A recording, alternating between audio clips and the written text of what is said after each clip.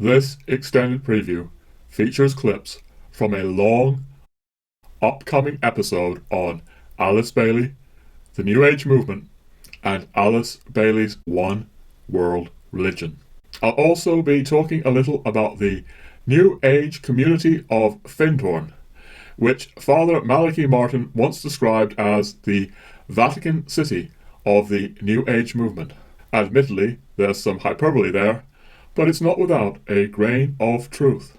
My name is Roger Buck, and today we're going to continue diving into the very serious matter of the New Age replacement of Christianity.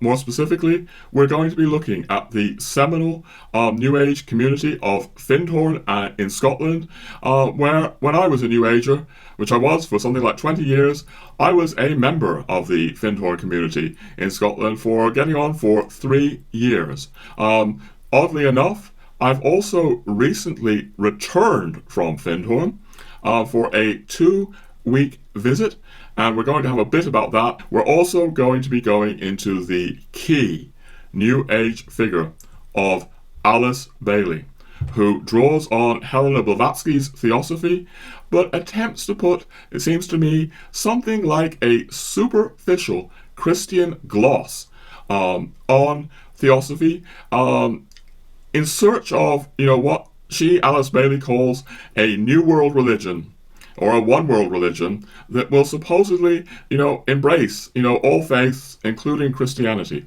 I'm going to suggest that it negates those things.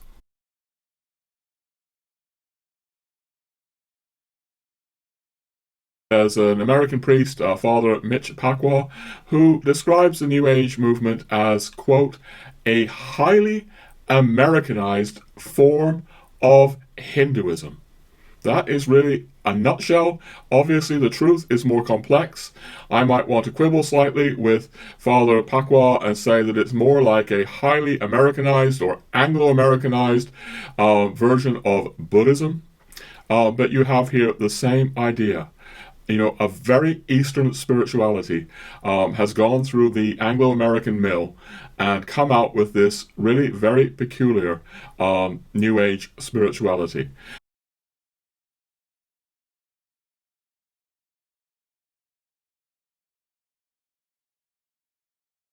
Some people may be surprised that I really emphasize the idealism that I found up there, the kindness of many people, many positive qualities, including these beautiful Findhorn gardens that have been tended and cared for in such a wonderful way for 60 years.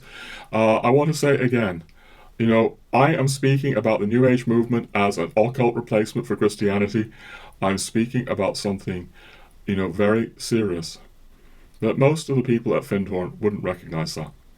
When I went to Findhorn and lived at Findhorn, I didn't go there, to celebrate occult rituals or with a conscious intention of creating an occult replacement. I really came across a lot of human decency, idealism, beauty there, all right? Along with very serious issues. All right, I'm here now in front of the hall again, with a book that was very important to me many years ago. This is a book called Faces of Findhorn, Images of a Planetary Family. It was published in 1980, which again was the year I arrived. It's filled with photography of the young and dynamic people that built the place. We'll be coming to that, but I'll just read a tiny section here from David Spangler, who will be speaking about it all. And he says that one idea, more than any other, represents the seed from which Findhorn and all that it has created has sprung. It is the idea that a planetary culture is emerging in our time, and that places like Findhorn exist to explore, to serve, and to further that emergence. But for some viewers, some of you, all of this possibly raises questions, maybe profound questions. What is really meant by a planetary village? What is meant by a planetary civilization? What about a universal spirituality? And who were these people who felt they could create a center that would be, as they described it, an outpost of the new civilization of the dawning age of Aquarius. Different people will obviously regard what I'm saying in different ways. When I was 16 and I came here, all of this made complete sense to me. It made complete sense for the next 20 years of my life. For other people, maybe more secular people, it all sounded like hogwash, like metaphysical nonsense. Other people, maybe more traditionally minded people, Christians, or for that matter, traditionally minded Buddhists or Muslims, would have another perspective, asking, what has your universal spirituality got to do with me? These questions, I didn't think about them much in my New Age youth at Findhorn, but I've come to think about them very, very much today. And we're going to be exploring these. I don't think, ladies and gentlemen, that we will have any firm and clear, precise answers to these questions, because really, what lies here has very deep roots. The deep roots go back at least as far as the esoteric philosophy of Alice Bailey and Helena Blavatsky that we have been exploring in previous episodes. Helena Blavatsky, who founded the Theosophical Society on November the 17th, if I recall correctly, 1875. And when I lived at Findhorn, I imagine it's different today, there were many people who took note of the fact that Findhorn was founded on November the 17th, 1962, and they consider that more than simple coincidence. The roots of Findhorn really go deep, deep, deep into Theosophy, and we'll be evoking those roots as we proceed. But really, none of these questions can be answered about what is a universal spirituality. Why do some people feel they've got the, the right to establish this, this new universal spirituality for a new dawning age of Aquarius? These are questions that we'll be exploring as I continue. They're questions that are going on very deeply in my soul as I ponder this.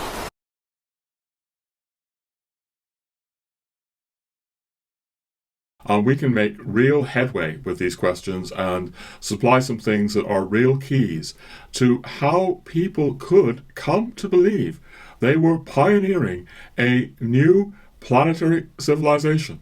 David Spangler there, whom I was at least acquainted with. I doubt he remembers me, but I remember him. Suggesting that Findhorn's most important purpose was to further the emergence of a new planetary civilization. Where do people come to such ideas? We're going to be going into Alice Bailey, these roots of the New Age.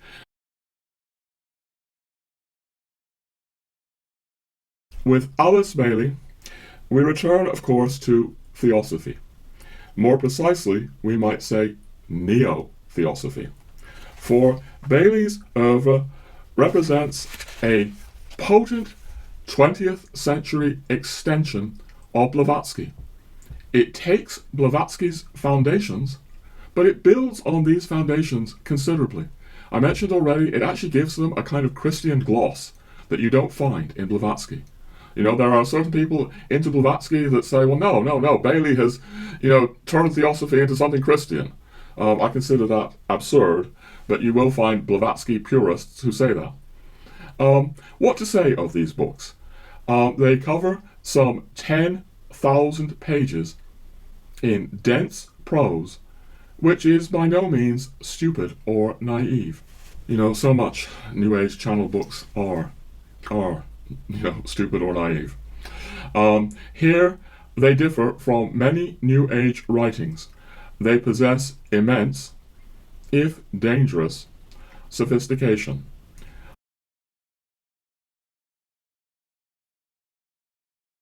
The Bailey books present their readers with a prodigious, esoteric vision, a staggering panorama of purported phenomena is asserted, which feature everything from numerous non-physical planes of existence, reincarnation and karma, the evolutionary development of humanity from prehistoric civilizations with names like Lemuria and Atlantis, to vast entities such as the solar and planetary logoi, cosmic intelligences who are said to be incarnated in the planetary bodies of the solar system. Much is also made of a hidden hierarchy of initiated masters, who, it is said, will shortly guide the human race into the coming new age of Aquarius. Indeed, we are indebted to the Bailey writings for the popular emergence of the term New Age, which features prominently in the Bailey books and even their titles, e.g., Discipleship in the New Age, Education in the New Age. Those are some of the titles. I might mention that Discipleship in the New Age is 2 volumes running to over 1,000 pages. Again, dense stuff. I think I only read the first one and parts of the second.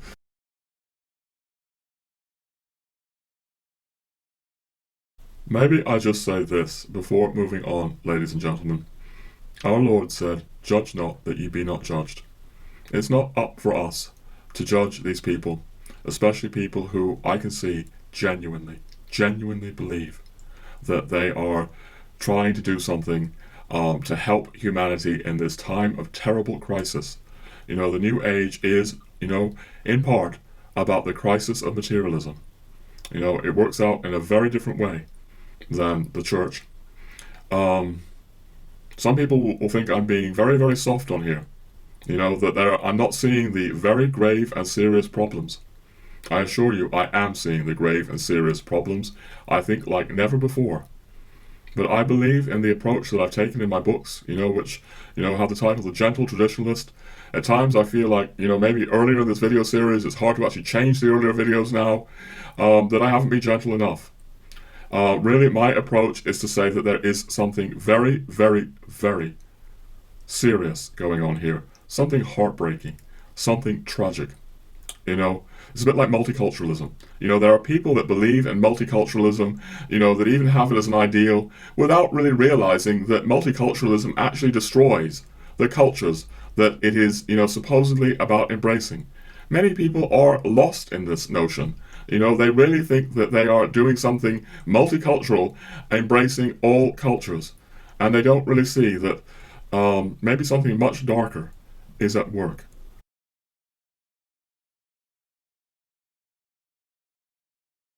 Bailey anticipates another key New Age notion, that a new, quote-unquote, planetary civilization, we're coming back to what I quoted from David Spangler, as being Findhorn's key purpose earlier on in the video I shot up there, that a new, quote-unquote, planetary civilization is rapidly evolving toward a grand synthesis.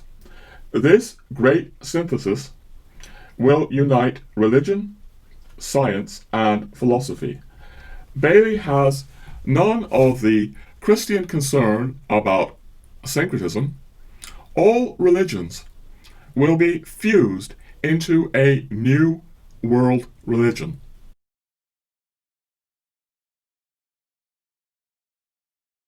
Science and religion will likewise be merged, because that which presently divides these realms will be recognized as illusory.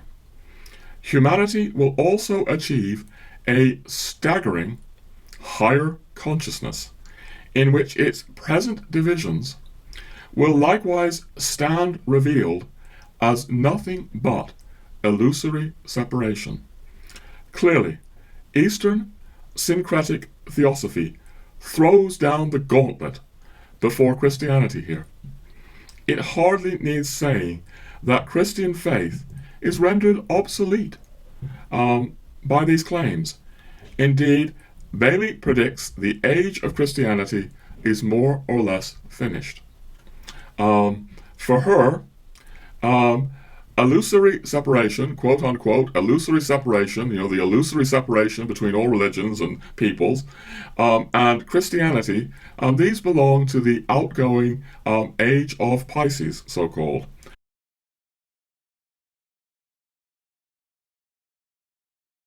However, the new world religion can now be glimpsed already in the haze of a new Aquarian dawn. Indeed, Bailey is quite explicit as to this new synthesized religion.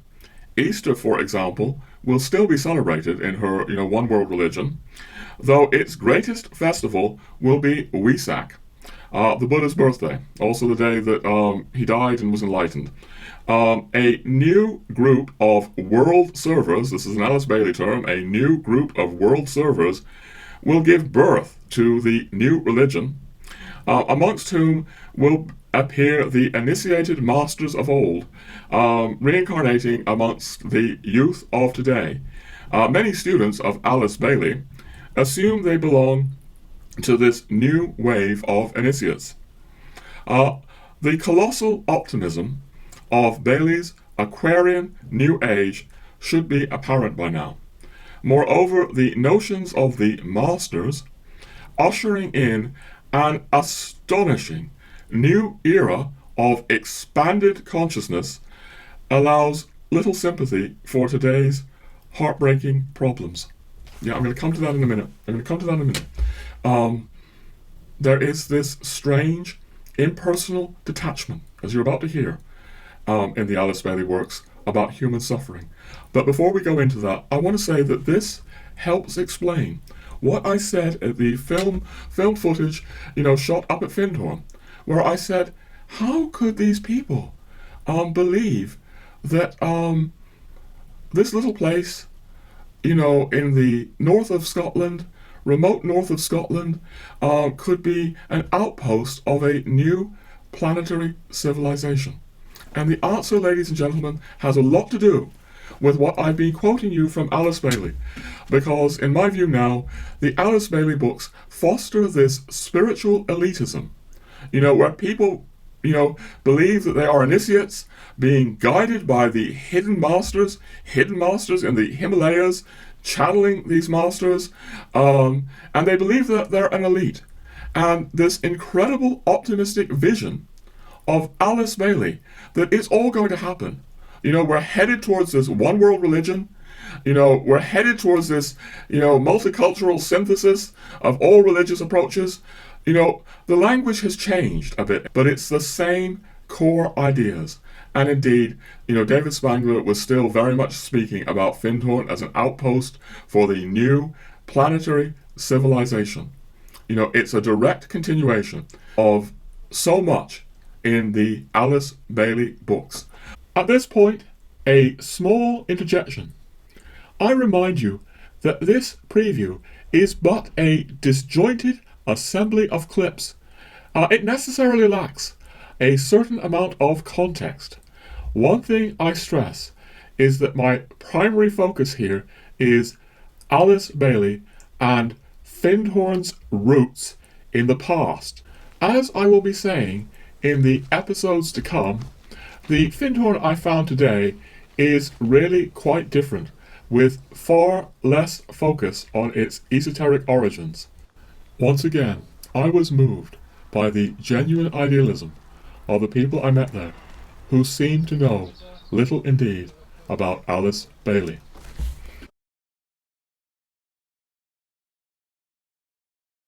But let me go on to, the point I'm now making about this strange detachment from human suffering. So I write here, this allows little sympathy for today's heartbreaking problems. Human tragedy generally receives short shrift in the Bailey books. Thus, as we shall see, this is later in the book, not in this episode so much, the author actually celebrates the atomic holocaust in Japan. Very, very serious stuff here, but we won't really be able to go into it. Other nightmares of our time are dismissed as merely ephemeral. I think I've mentioned before that, Alice Bailey was very critical of Hitler, but not Stalin, not Stalin's Russia. There's a lot in that. I think I brought that out in the last episode on the occult replacement of Christianity, based on things that Tomberg was saying. Thus, the problems posed by capitalism or scientific materialism are acknowledged. New Agers are concerned about, global materialism and, at their best, global capitalism. But they're treated as temporary. They will shortly be remedied. They're going to be fixed as Aquarius comes in. Science, for example, will soon overcome its materialistic prejudices when the esoteric nature of reality is discovered, and so forth.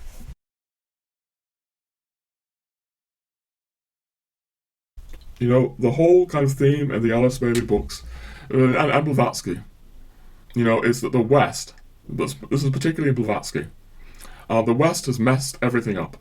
It's dragged us into materialism, and now, like the East needs to save us.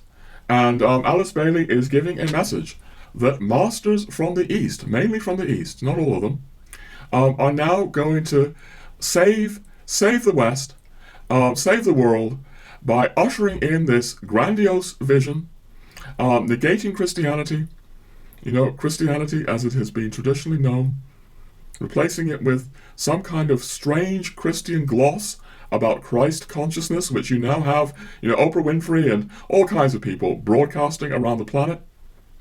It's particularly broadcasting around the Anglo-American world. We are dealing with very serious things here.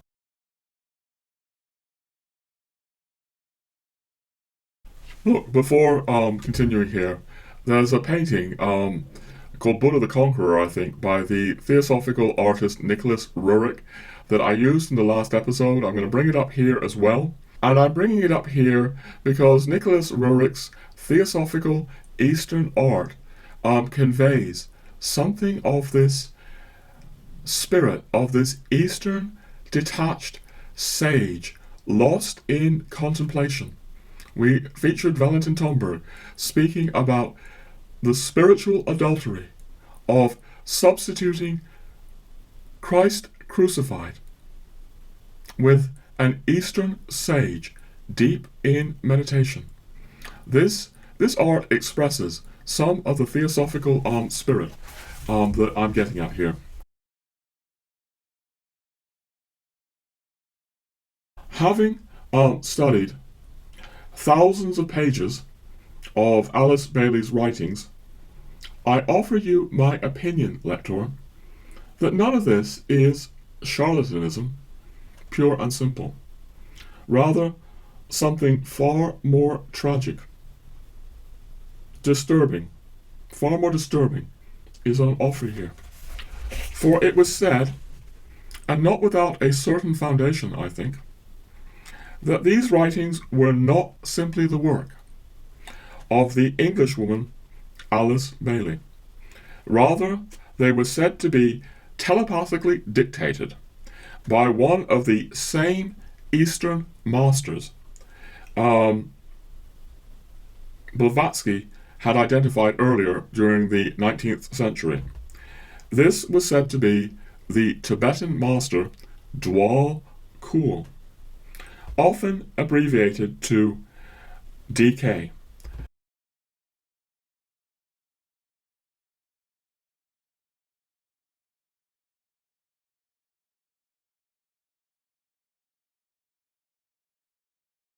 This same DK, it was claimed, was the principal source for Blavatsky's secret doctrine. Now that Blavatsky had died, the Tibetan DK, it was said, was carrying on the same esoteric work through Alice Bailey. At any rate, today's students of Alice Bailey regard her as Blavatsky's true heir.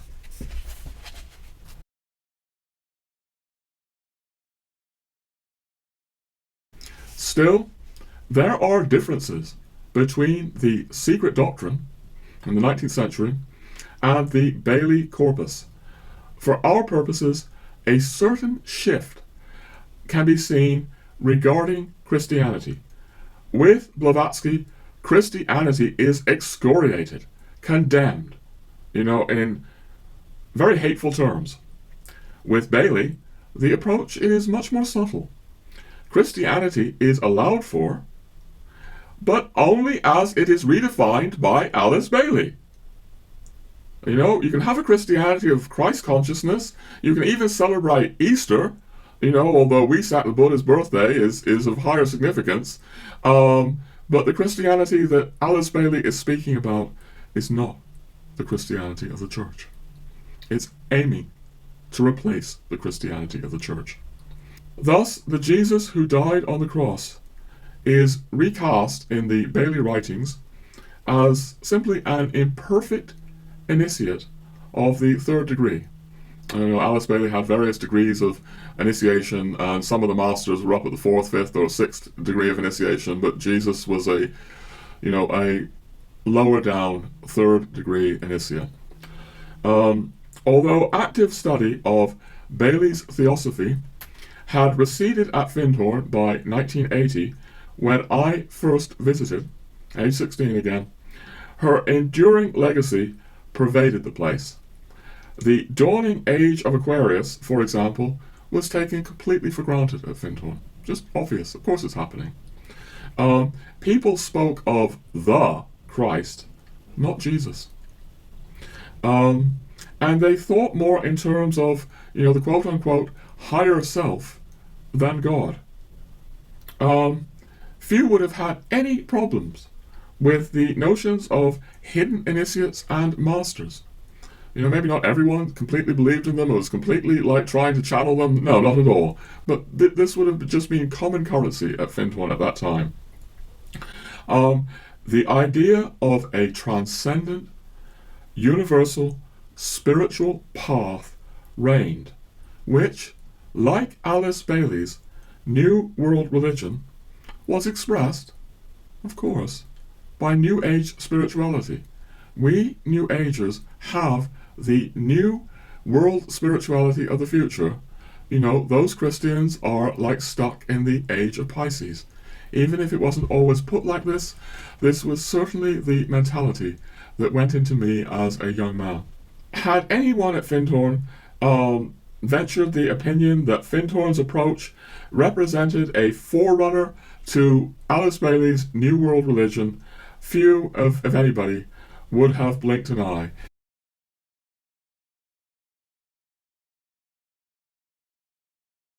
Others may object that I pay too little attention to more modern, so-called channeled texts. For example, A Course in Miracles is a very significant channeled book for the New Age, and it has no obvious links to Theosophy. Later in the book, we'll consider how A Course in Miracles is remarkably in sync with Theosophy. Alice Bailey's Theosophy, we really should say. Alice Bailey's Neo-Theosophy. They're both presenting Jesus in very similar terms, maybe even identical. You drill down into it. And we shall likewise see how The Course in Miracles has fostered the notion of a quote-unquote New Age Jesus.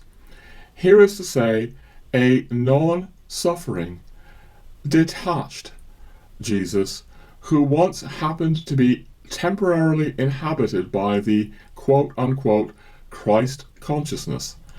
In fact, A Course in Miracles presents itself as channeled from Jesus. I read that the author of the book, Helen Sheckman, said she took dictation from Jesus. A quote-unquote Jesus who tells us the church got his message wrong. He never really suffered, and the apostles corrupted his true meaning. I haven't read all of it, but there's a New Age text by somebody called Timothy Freake. That's Freke. Maybe I mispronounced his name. But it's called The Laughing Jesus. There's this whole kind of New Age idea that Jesus didn't suffer. He didn't suffer for our sins. Anyway, the course and other apparently diverse, I don't think they're as diverse as people think, New Age texts coalesce around a common core, one harboring considerable animosity to traditional Christianity. Are the manifold correspondences between these different English channeled texts simply coincidence? I repeat again, the New Age literature comes out of the Anglo-American world. I believe not. Something that has singularly impressed me over the years is the high respect students of Alice Bailey regularly pay A Course in Miracles. I've seen this repeatedly. Alice Bailey students are very, very positive about A Course in Miracles. A man I knew at Findhorn gave me his frank opinion as to what characterized the truly serious New Age disciple. And what he said was that either one was a serious student of Alice Bailey, or failing that, one was a serious student of A Course in Miracles. That was his opinion. If back in the 80s, if you're really serious about the New Age, you're either into Alice Bailey or you're into A Course in Miracles. Okay? Nothing else conferred the same consummate credentials as these two, books, sets of books, Alice Bailey and A Course in Miracles. Other students of Alice Bailey render similar homage to the Course in Miracles. However, I know of no study that rigorously examines the many correspondences between these two New Age juggernauts, and we have no scope for this here. Nevertheless, here is a task the world could profit greatly from: a close, studied reflection on the interrelationship between English Theosophy and English channel texts like A Course in Miracles. I hope someone out there might do this. I don't think I have the time to do it. In the absence of such a study, the reader can either heed my opinions or not. However, personal experiences, not all of which I feel free to share, because people do tell you things in confidence, and you have to honor that, convince me of a profound, unfathomable web that unites Findhorn, Theosophy, and apparently unrelated matters like A Course in Miracles, Masonry, and other things besides.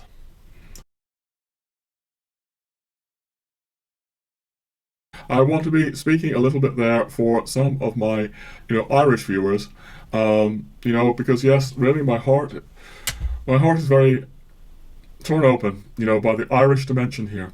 The Irish dimension. And there is such an irony for me. I think I've said this before, but here I was in the 1980s at Findhorn, seeking a better world, seeking a higher society with a, spiritual vision. I'd never been to Ireland at that point, and I sometimes wonder what it would have been like had I come to Ireland.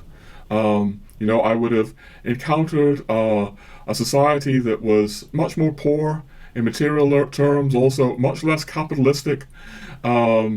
Society definitely with certain problems, as all human societies have, but I would have encountered a spirituality, who knows, maybe it would have been enough to turn my head. I sometimes speak about these Irish Eucharistic chapels, the presence in there. If I had compared that to the kind of sanctuaries, we're going to be speaking about this in the next episode at Findhorn. Findhorn had these sanctuaries, sort of non-denominational rooms of quite potent silence in a way.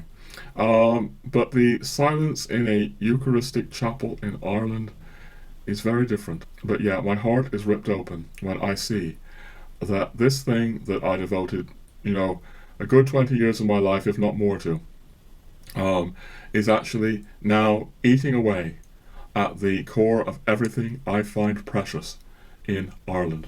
But look, to come to the final things from the book, now I'm just going to say this. I have two books on the New Age. This is a non-fiction book. This book is both fiction and non-fiction. The fiction section, I try to speak about these things in a more popular and accessible way, and then there's a more, attempt to be scholarly for a long non-fiction section that's kind of updating this book and really going into sort of more modern phenomena of the New Age, and yes, a little bit more of the kind of conspiratorial currents that I'm naming here. So this book's got more of that.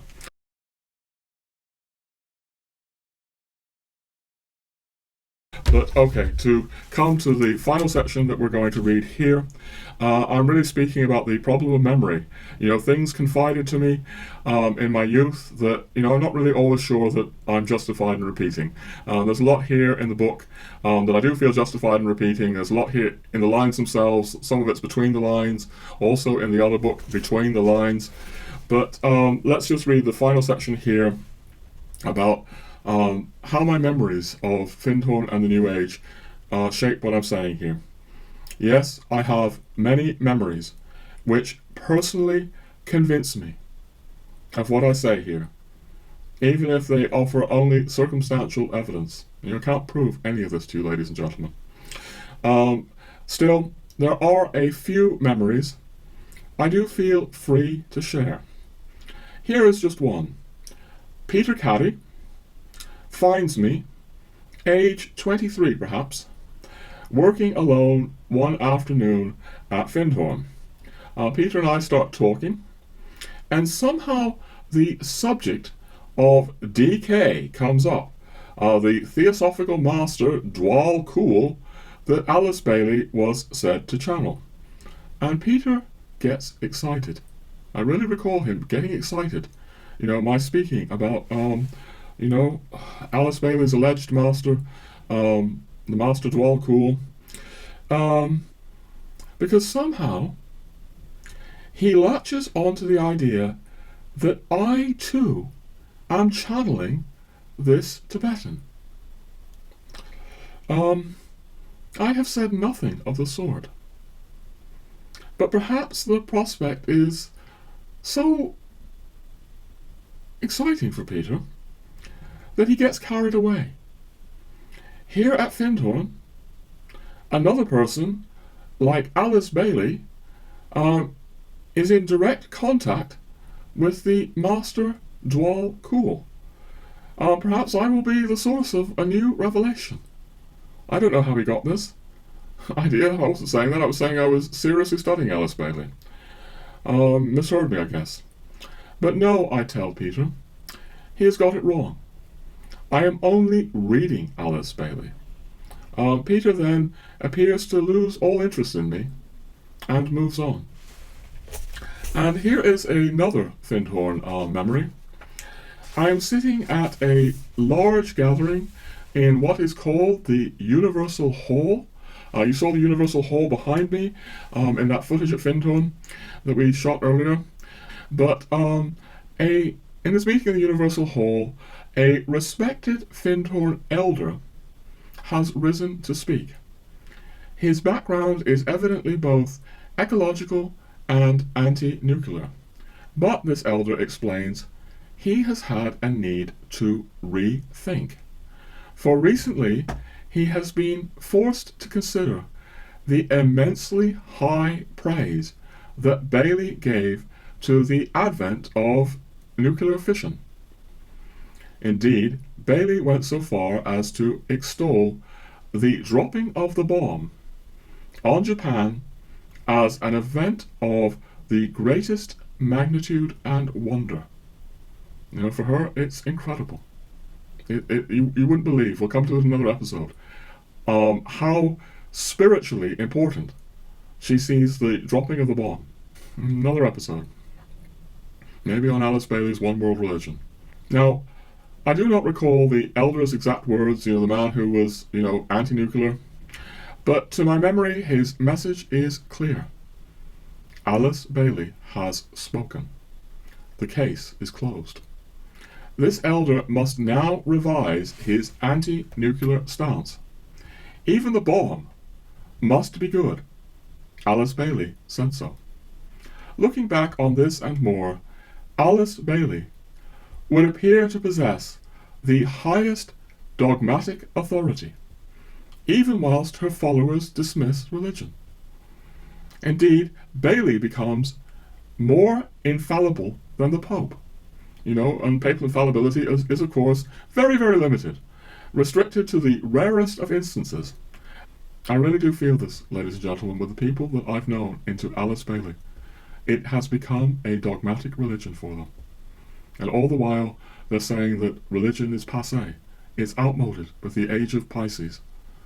But Alice Bailey is a dogmatic authority for them. Further memories haunt my soul. I am speaking to a leading American New Age author who frequently visits Findhorn. We are standing chatting in a hallway where she enthusiastically professes her love of Alice Bailey. However, one does not find Bailey's name mentioned much in her popular books. I'm not going to say who this author is, but I am going to say now that she's been very definitely interviewed by Oprah Winfrey. She's not one of Oprah Winfrey's main gurus, I think, but Oprah Winfrey has carried her message, since that time, all across the airwaves in America. He talks about the Christ consciousness, and up until then, I was like you, Margit. I thought Jesus came, died on the cross, that Jesus' being here was about his death, when it really was about him coming to show us how to do it, how to be, to show us the Christ consciousness that he had, and that consciousness abides with all of us. Yes. That's what I got. Yes. That's what I got. Yes. Thank you. All right. One does not find Bailey's name mentioned much in her popular books. The Bailey imprint is hidden. Yes, personal memories point me to that strange, unfathomable web that links not only Findhorn and Theosophy, but also Masonry, secular approval from organizations like the United Nations, and other seemingly unlikely things. For I knew many souls connected to Findhorn's origins, including Eileen Caddy, in the time before she was honoured as a member of the British Empire again, and Findhorn, before Findhorn became an NGO in the United Nations. Most of these people I did not know well.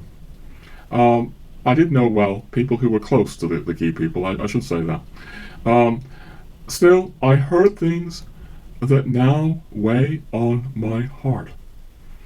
Given that I cannot substantiate everything I see, I simply point. And you must be free, lector, to take these pointers from me or not, as you see fitting. Yeah, it's up to you. I can't prove any of this to you. But I hope that some people will really think about what I'm saying. And maybe they'll sort of question the idea that Christianity is just naturally diminishing, the whole New Age idea that it's going to fade away, and maybe they'll really see that people are working here. The people I knew were serious. They are people that worked, some of the key figures that I've known worked morning, noon, and night over many decades for this. They were serious. They weren't working, for their own, they weren't working for money. They weren't working, to be superstars or, for their own glamour and personal success. No, they were seriously committed to this as their vision for a better world. And with great seriousness, they labored very, very hard for this, and they're still laboring. This is really out there. This is really out there. People are trying to challenge everything. Like the Catholics, like I have become through the grace of God. Catholics, like the Catholics I know and love in Ireland. People are working to overcome this, even to destroy this, and create this New Age replacement of Christianity. Coming soon, an episode over 2 hours long on this supposed universal spirituality of the New Age, which, on closer inspection, actually turns out to have a very particular flavour. Eastern, esoteric, and yes, Anglo-American.